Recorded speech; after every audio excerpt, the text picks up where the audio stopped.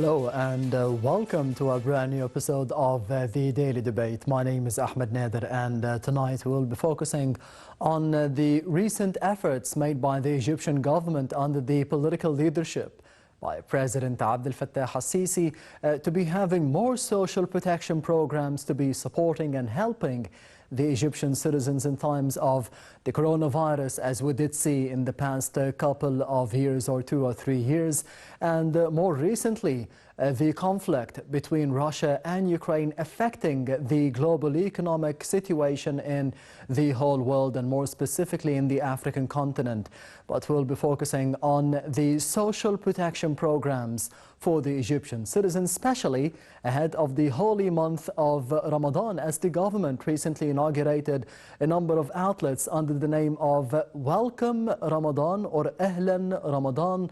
The outlets were inaugurated by the Prime Minister Dr. Mustafa Madbouli as well as the respective governors of each governorate. However, we'll be starting straight away with the main top stories for Sunday, and they come through the presidential activities of His Excellency President Abdel Fattah al-Sisi and another meeting by Foreign Minister Sameh Shoukry. First of all, President Abdel Fattah al-Sisi on Sunday discussed with the visiting Italian Foreign Minister and the Deputy Prime Minister Antonio Tajani developing bilateral cooperation, notably in trade and investment, joint industrial ventures, and the energy security. Presidential spokesman Ambassador Bassam Radi said that President al-Sisi welcomed the Italian guest, hailing the distinguished close historical relations with Italy, both on the official and the public levels.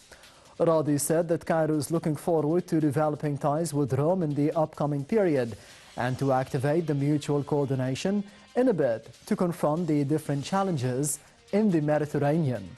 For his part, the Italian Foreign Minister stressed that Italy highly values the established relations with Egypt, asserting the Italian government's wish to strengthen and push these relations in light of the Egyptian pivotal role as a mainstay for peace and security in the Middle East and the Mediterranean regions.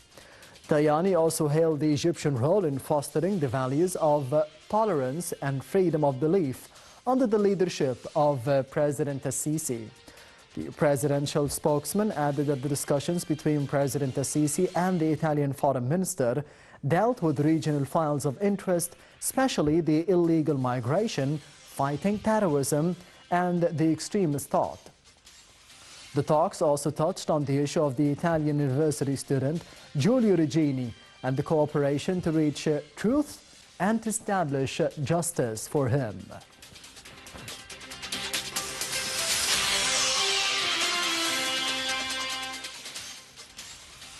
And within the same context, Foreign Minister Sameh Shoukry said that the talks with the Italian Foreign Minister Antonio Tajani covered the means of boosting bilateral relations in different fields.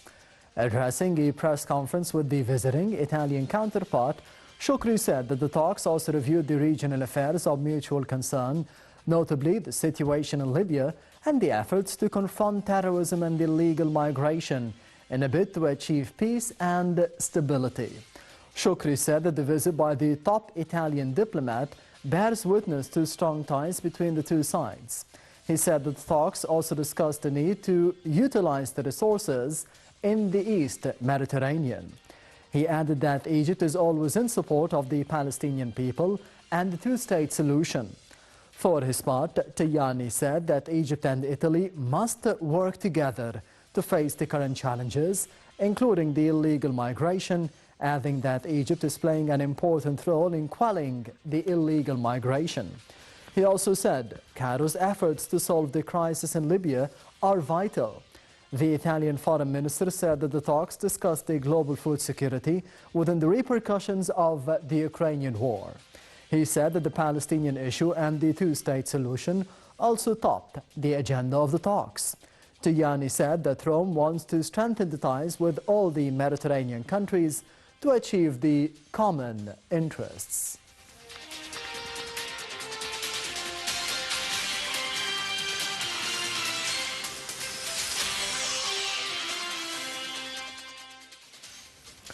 to be focusing on the Ahlan Ramadan, the initiative, the outlets that were initiated and inaugurated by Prime Minister Mustafa Madbouli and certain governors all over Egypt, of course, under the political leadership of His Excellency President Abdel Fattah al-Sisi, and under the umbrella of the social protection, the programs that were initiated and inaugurated and implemented more specifically in the past 2 or 3 years with the times of the COVID-19 and the Ukrainian-Russian conflict that is currently taking place between the 2 European countries. We will be having more details on the outlets of Ahlan Ramadan, the fairs that were inaugurated before the Ramadan, the holy month of Ramadan, 2 or 3 months before the beginning of it, for the benefit of the Egyptian citizen. So stay tuned for the upcoming report.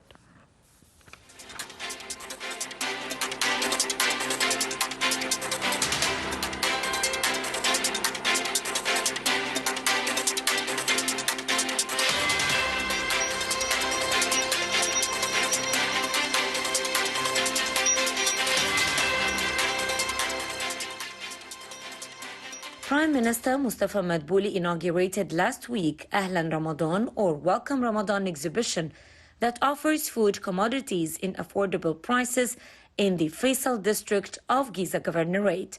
The exhibition provides all commodities that are required for the Egyptians' consumption during the holy month of Ramadan, the 9th month of the Islamic calendar, when the Muslims worldwide fast from dawn to dusk. The exhibition will last until the end of the holy month, as the outlets of the exhibition nationwide offer discounts starting from 15% up to 50% on a number of products. Egypt announced the launch of the Ahlan Ramadan fairs countrywide on the 1st of January, 3 months before the start of the Islamic holy month. Minister of Supply and Internal Trade, Ali al-Masalhi, said in a statement that upon the directives of President Abdel Fattah al-Sisi, heads of commercial chambers established at least 5 outlets of Ahlan Ramadan fair in each governorate. The fairs, which usually start 2 weeks before Ramadan and last until the end of the month, provide different kinds of goods to citizens to meet the usually higher demand on food commodities. The annual fairs, which are being held for the 7th year in a row, are organized in collaboration with the Federation of Egyptian Chambers of Commerce. The decision to launch Ahlan Ramadan earlier than usual is the latest in a series of government efforts to ensure the availability of commodities in the market and to control prices in light of rising inflation. In mid-December, the government said that Egypt has a safe stock of all basic commodities. It also directed all shops and retailers to place price tags on wares before the end of the month. The government has already completed the release of all basic and strategic imported goods that have been stranded at ports for weeks due to foreign currency shortages, in order to increase supplies and lower prices in the local market. Earlier, the government announced that it has facilitated the release of $5 billion worth of goods out of a total of $14 billion worth of goods stranded at ports between the 1st and the 23rd of December.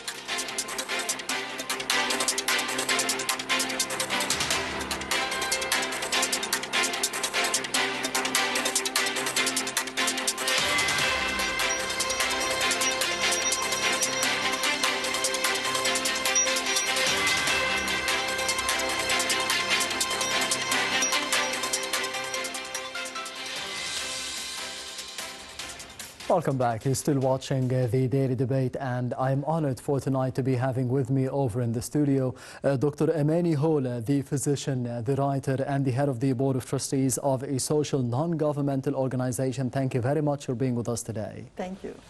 Anytime. First of all, the main topic for the Daily Debate for tonight, the social protection programs that were inaugurated under the tenure of His Excellency President Abdel Fattah al-Sisi in the past 7 or 8 years, more specifically in the past 2 or 3 years where the COVID-19 took over the world. The Russian-Ukrainian conflict had economic effects all over the world, ripples all over the world and the continents. How do you see the social protection programs that were implemented here in the country in this period? From the first glance, we can recognize very big and great efforts, expected even with the crisis. Yes. And with the volume of the crisis we are suffering from, and worldwide, even the well-developed countries are still having big problems, even in the very simple services for the citizens, their citizens. So in comparison with their economy and how much stronger they are in comparison with us, this is great efforts to have all these steps, including the rural areas, with parallel, at the same time, achieving still many of the projects and the developmental steps, still continuing to have them. Yes, a very important point that you had mentioned. We need to be protecting the citizens, the needy brackets, the lesser brackets, but on the other hand, we need development, we need progress in terms of projects, as you mentioned, building a new capital, building new cities, building a whole new infrastructure altogether in different governorates. How do you see the perception of the citizens for this vision, this plan to be going this way and that way at the same time? We can say actually the very good vision of the system recognize that we cannot give just short-term solutions with accumulation of problems and procrastination of the problems later on. Yes. Postponing the problem make them bigger, like the ice ball. But we have to work on the same line, parallel, to helping people and achieving some progress, especially in the essential and strategic needs, like the agricultural of the important seeds we need, like manufacturing most of the rural and the raw materials. We used to need all the raw materials imported. So we have a big problem when there is a change in the foreign currency rate. We are suffering a lot.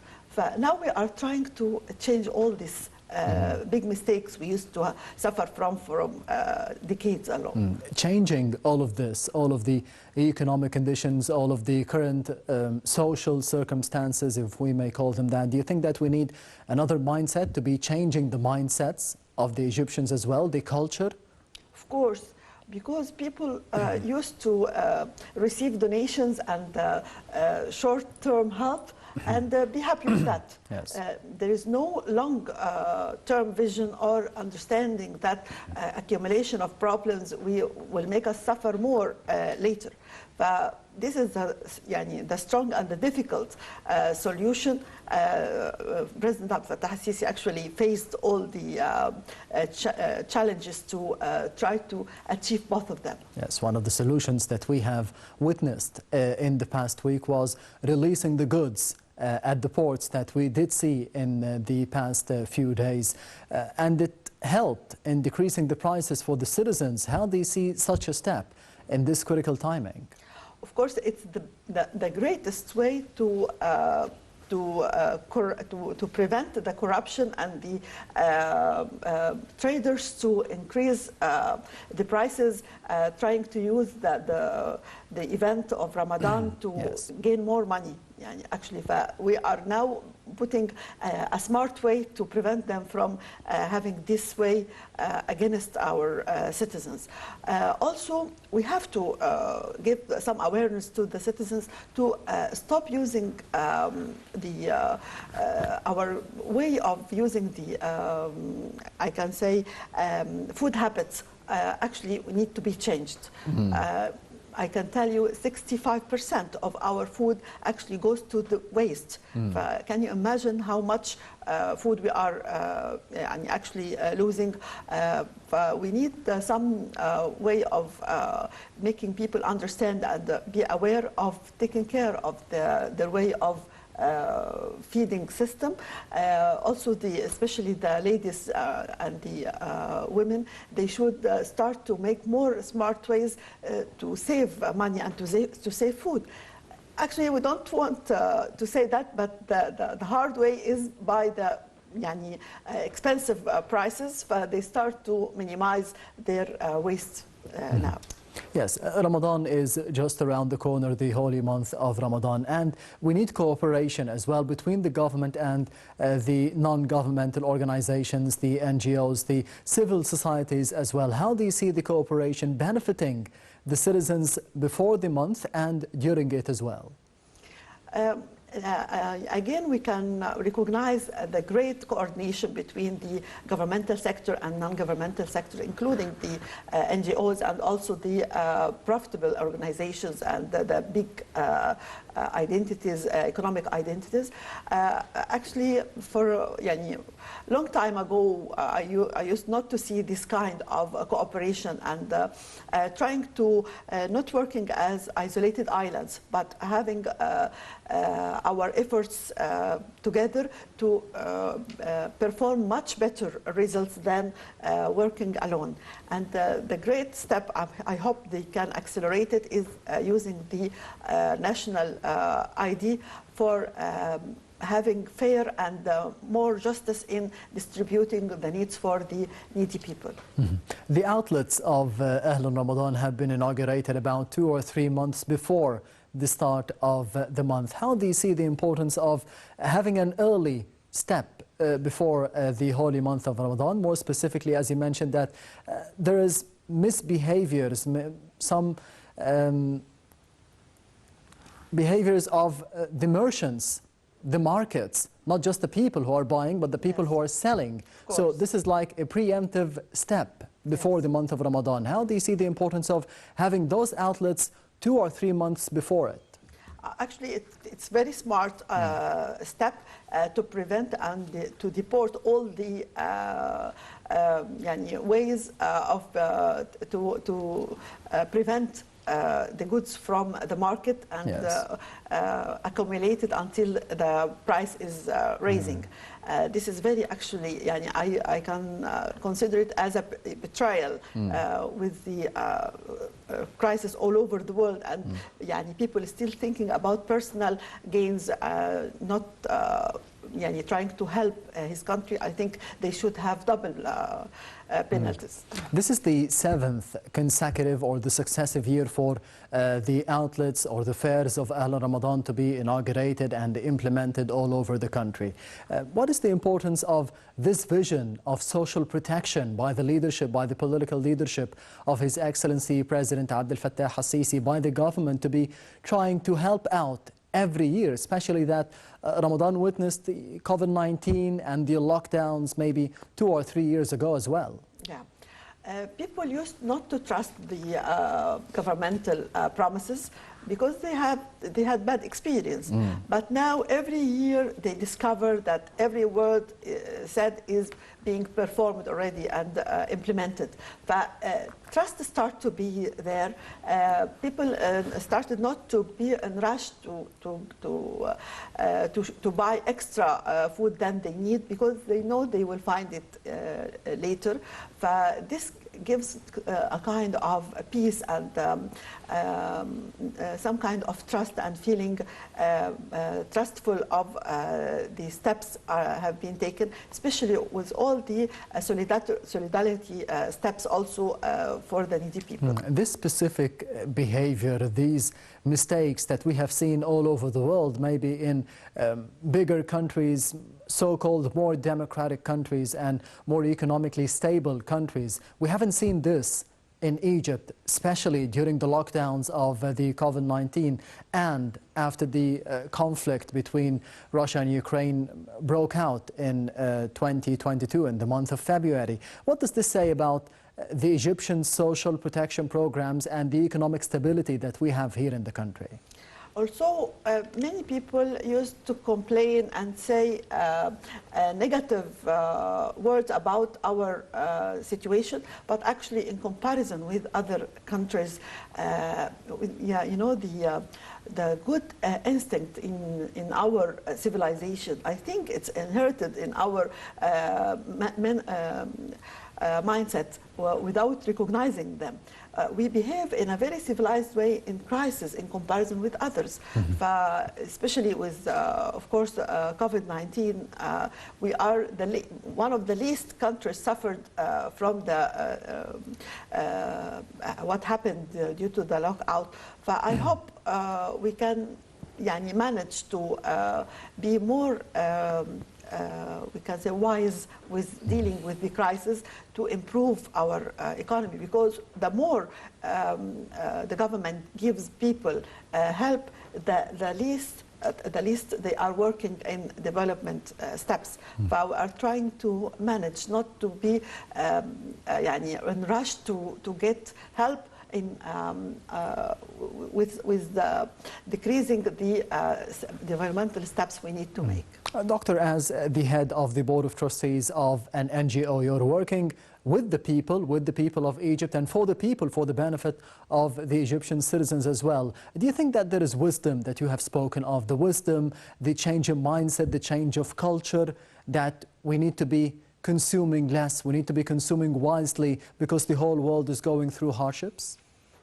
To be honest, of course we need much more efforts to help people to be educated and aware, because we are now suffering on paying the bills of the decades of many generations are suffering from ignorance. They don't even know the simple information they should be provided.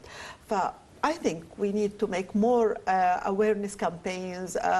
Of course, they start to make some smart steps like to pay or to receive the takaful wa karama. You have to do some steps. You have your children must some be conditions. in school. And they are great conditions. Of course, there is no way to drop out from schools. You have to go to have a medical report and medical record to your children. The early marriage of the young girls are forbidden.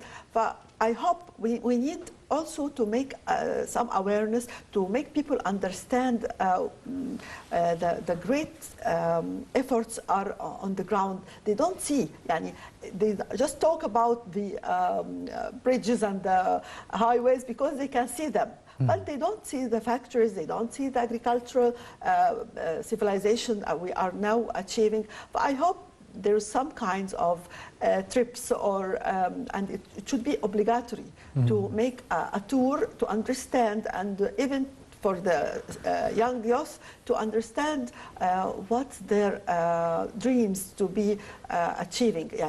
He can start to understand, I like the field of agriculture, I like the field of IT, whatever. To discover the passion. Because young people just on the internet waiting for to receive negative informations from, of course, some identities they try to destroy our country. But we need to compete with real, not only with talks or even just virtual word. We have to be on the ground. Yes, one of the real steps that were undertaken in the past year or so is the Decent Life. Hayya Karima, the initiative that was undertaken in its first stage. The second stage will be implemented and inaugurated by the beginning of this year of 2023. How do you see the effects of the first stage of the Decent Life, Hayya Karima, affecting the lives of the people, about 50% of the Egyptians? You cannot, I am one of the people who traveled in very far areas in Egypt. You cannot imagine how they are living. They don't have even the least rights of very elementary things they should have, starting from water supply, electricity, everything, even housing, medical care, of course.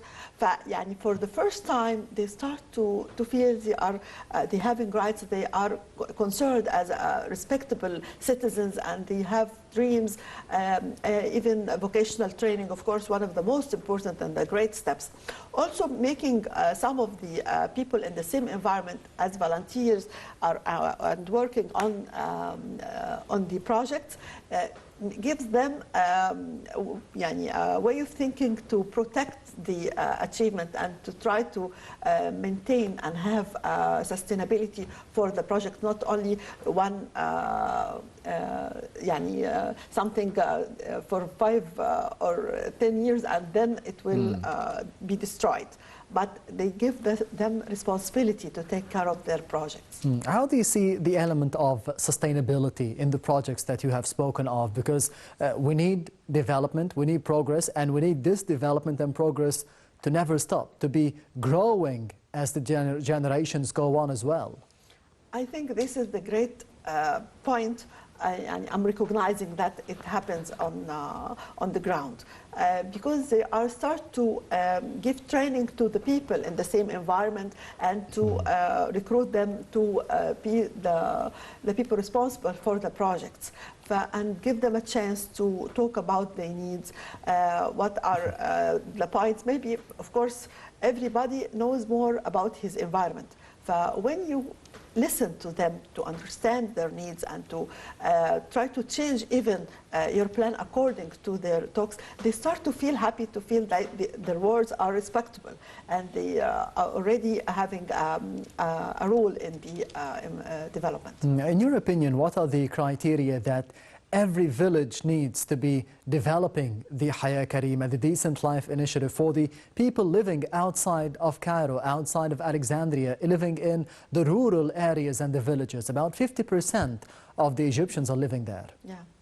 Of course, the plans are more, we can say, developing according to the needs and according to the mistakes sometimes we face, because we have to be honest with ourselves. Nothing is perfect.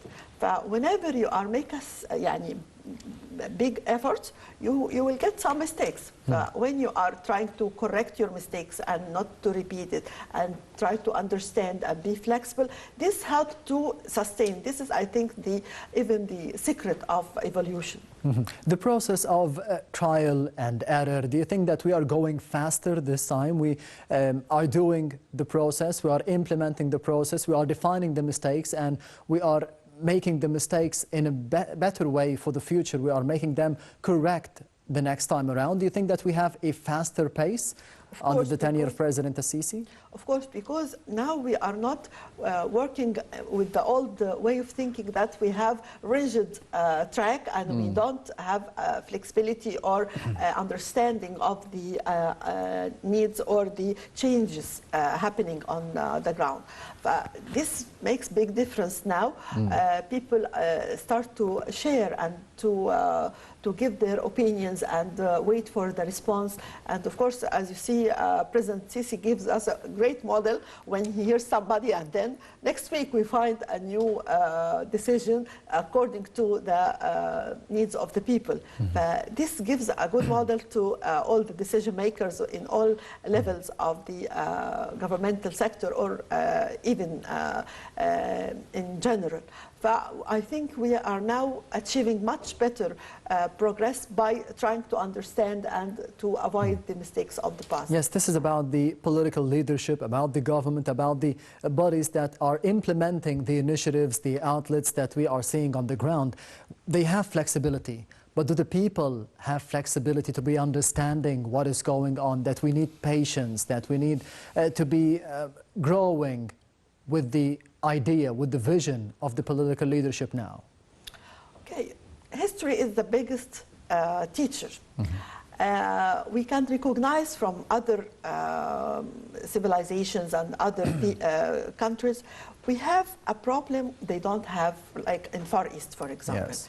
They grown up very fast because they don't have enemies trying to stop them or trying to make curtail the development yes. of the country. But in our country, if people are left alone to understand and to help, we will achieve great achievement. But we have foreign forces trying to prevent our development. Yes. And unfortunately, part of it is from inside also. But this is the point we have to make the people aware and understand, not to listen to all the negative talks, trying to gain more trust in the steps, even if it's a little bit hard. But every country has some steps, like in Germany after the Second War. They started to feel better after 5 years of eating only potatoes. All the people, they used to eat only potatoes for 5 years. Can you imagine? Now they are gaining getting the awareness after the award, after they tried hard to be strong and to stand by their country. About $26 billion or 490 billion Egyptian pounds are allocated for the neediest families. About 400,000 Egyptian families will be gaining from this budget during the fiscal year of 2022-2023, which started in July. How do you see this big number? Is it enough for the neediest families that we have here in Egypt? Do they need more? Do they need less? Do they need a better distribution, if we can call it that? Actually, we have to have a way of thinking, not by making people depending on our donations. Because if we think this way, no money will be enough. Because people, even the very poor guy, you will find him having an expensive mobile. Running after all the technical new needs makes people needy and asking for more and more, not stopping. They don't have a ceiling. But we have to think in a way that everybody has to understand he will be helped until he can stand alone. In parallel with helping them, we have to train them and give them better chances in working after having good training in some field which is needed in the labor market, to make him independent and give him like a limit. Even ladies who used to have many children, why she doesn't work at home? Yani we give them already some support, but why we don't make it with a condition of having a training and be working at home, producing something from home, anything, because they have enough time, and instead of bringing children, start to work, and they could be having enough skills at home. Of course. On the other hand, there's another social security program, which is Takaful wa Karama, solidarity and dignity, affecting about 4.1 million Egyptian families. That's a big number. How do you see the importance of this program, and how did it affect the lives of millions of families and Egyptians? If you just look at any ATM machine in the beginning of the month, you will feel so happy, because before we used to see elegant people who have good accounts in banks are standing on in front of these machines. Yes. Now, very simple people, and you cannot imagine how can they deal with the card and the number, but they start to train themselves, and now they are very good in dealing with the ATM machines. I feel so happy for them, and I can recognize many people getting help by this wonderful program. Yes, Doctor, we will be heading to the other report of the daily debate for tonight. The efforts of the Egyptian government and the political leadership is being enhanced by the World Bank to be supporting millions of Egyptians and Egyptian families in the near future. So stay tuned for the upcoming report.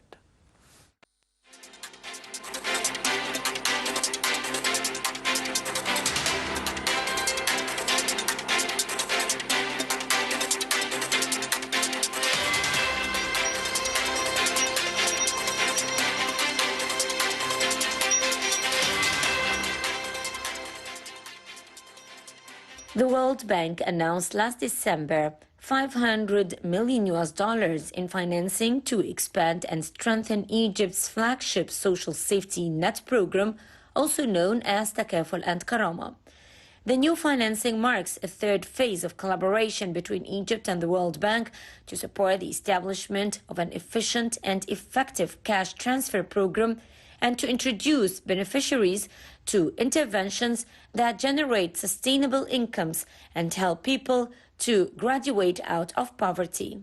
Investing in human capital is integral to national development, and Egypt has made notable progress towards building a more integrated and inclusive social protection system. A cornerstone of Egypt's social protection system is the Takaful and Karama program, TKP, which as of June 2022 covers 3.69 million households, approximately 12.84 million individuals.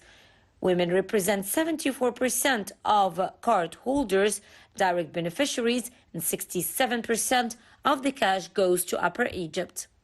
Minister of International Cooperation Rania Al-Mashad said that the new financing agreement builds on the success of the first and second phases of Egypt's Takaful and Karama program and initiates its third phase of cooperation. The timing of the program is particularly important as the government is expanding social safety nets to strengthen institutional capacities and providing technical support. The ongoing collaboration with the World Bank continues to support the country in maintaining and enhancing positive human capital outcomes. The latest financing builds on the long-standing partnership with the Ministry of Social Solidarity through the Strengthening Social Safety Nets program, which started in 2015 to support TKP. Additional World Bank financing in 2019 further enhanced TKP and introduced the Economic Inclusion Program called Fursa, which helps to create livelihood opportunities through wage employment and providing assets that enable beneficiaries to generate sustainable incomes.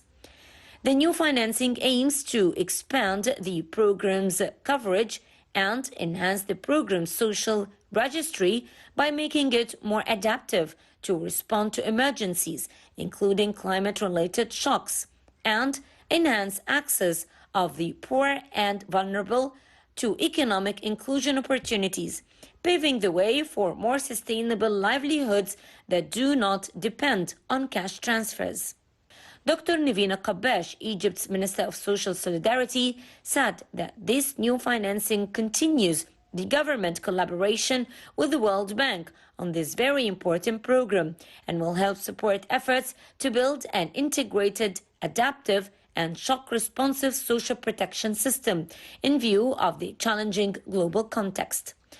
This new financing very much resonates with the bank's fiscal year 23-27 country partnership framework with Egypt, which puts the Egyptian people at the center of its strategy and seeks to create conditions for green, resilient, and inclusive development, including through supporting the enhancement of Egypt's human capital.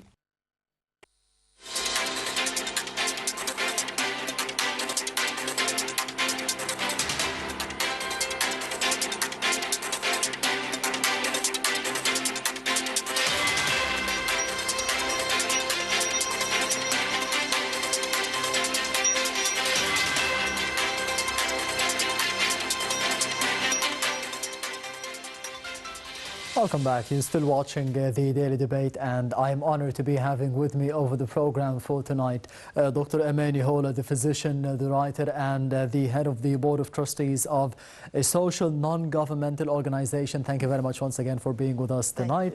As we did see in the past report, the development of ties, the cooperation, the coordination between the World Bank and the Egyptian government, the Minister of, or the Ministry of Social Solidarity. How do you see the coordination?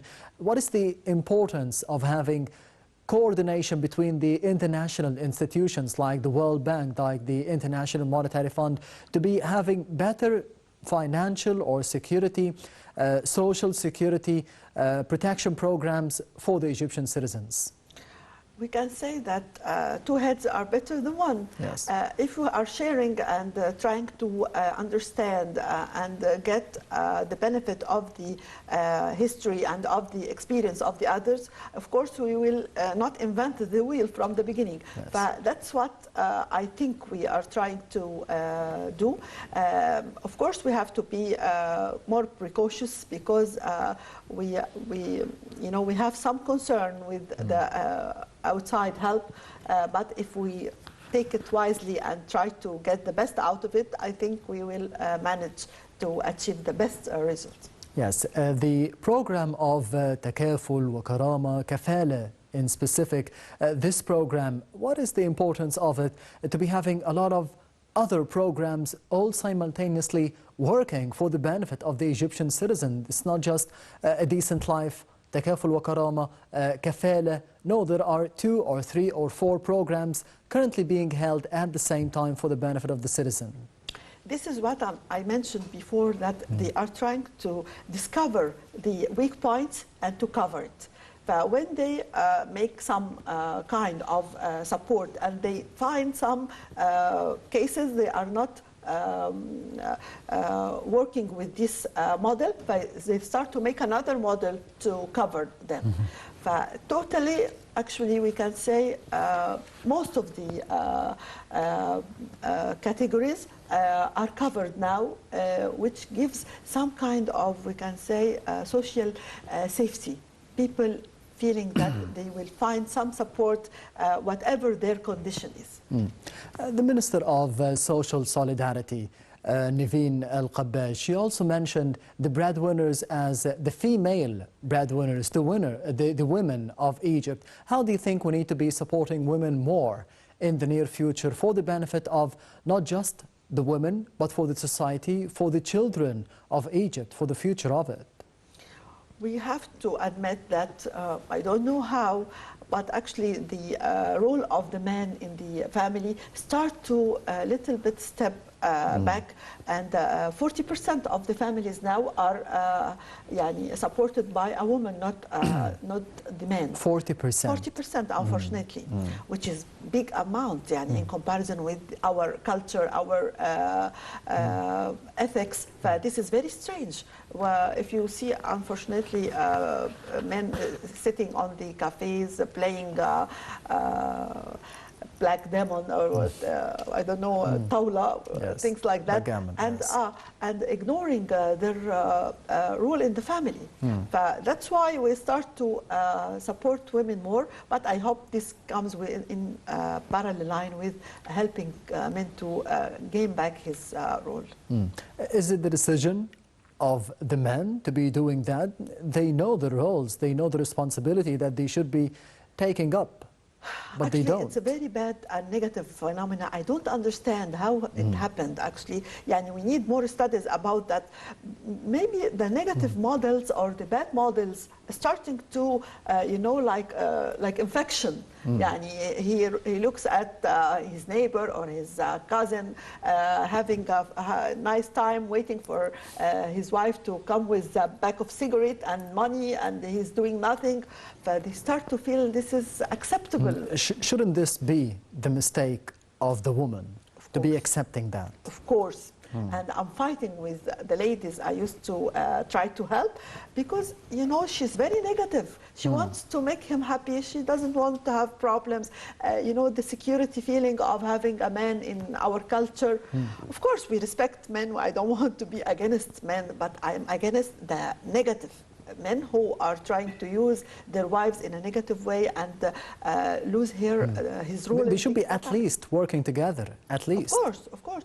To be sharing the burden. That's great. We are, you know, we used to have this way of thinking all the time, but women in Egypt are very modest. Yani, if you go to rural areas, she's working hard with him in the field and raising the, the animals, helping in selling their products. But she never say, "I'm working." No, she accepted that he is superior and he is a man, and give him his prestige in the family. But is it the lack of education for the women there? They don't understand the role of the men, they don't understand the role of the women? I don't know. Actually, I'm really surprised because I'm talking with men and they say that we cannot find chances, we cannot find good opportunities to work, as if they don't have great job, he will not accept. So that's the mindset, a negative mindset from the man, yes, from the male proportion of the society. Unfortunately. So it is the mistake of the men and the woman. And the women for accepting that. Yeah, and doesn't encourage him. Or do you think it is the other way around? Maybe in Cairo, in Alexandria, in the bigger cities, in the urban communities, they have more education, the women, they have more education, the females, they understand what is going on? No, unfortunately. It's the same scenario. Unfortunately. It's according to the economic level, not at the cultural level. I mean, the more educated people, they understand more, but the less educated people, the woman has the feel of security, she needs the man, even if he doesn't work, she will accept and she will work to give him her money. I can understand that. If a woman needs a man in her life to be spending money, there is financial security. But if he's not actually financially able to be coping with himself and the family that he has, so we have this... he lost his role, his responsibility. Yes, we have this negative image about the man, because we have to have a man in our life, irrelevant by whatever he is doing his part of the duties or not. I hope, I'm looking for cooperation and for more love and trying to contain the other, not to fight with. I hope we can find a code of conduct to solve this problem. I'm focusing on this point because President Abdel Fattah al-Sisi is always focusing on the importance of the Egyptian family, the Egyptian community, the Egyptian society, and it all begins with a man and the woman and then the children, and it's more about responsibility outside the house, inside the house, for the benefit of the children, because we can hear that rules and laws will be tailored for the benefit of the Egyptian family. Do you think they would be changing the mindset of the Egyptian man?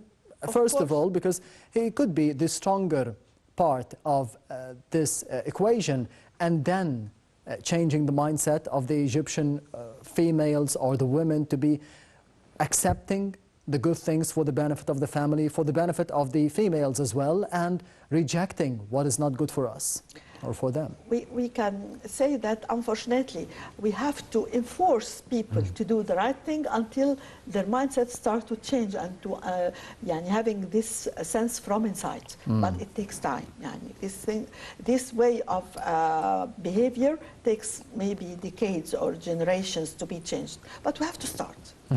And finally, how do you see some key words for the men of Egypt, for the women of Egypt to be building a bigger community, a better community in terms of the social security and the financial programs that we have seen? It is not just about getting all the time. They need to be doing more for the society as well. Of course. We can say the magic word is try to be giving. Yani stop being demanding only, try to be giving, even starting from your own family and to the bigger levels.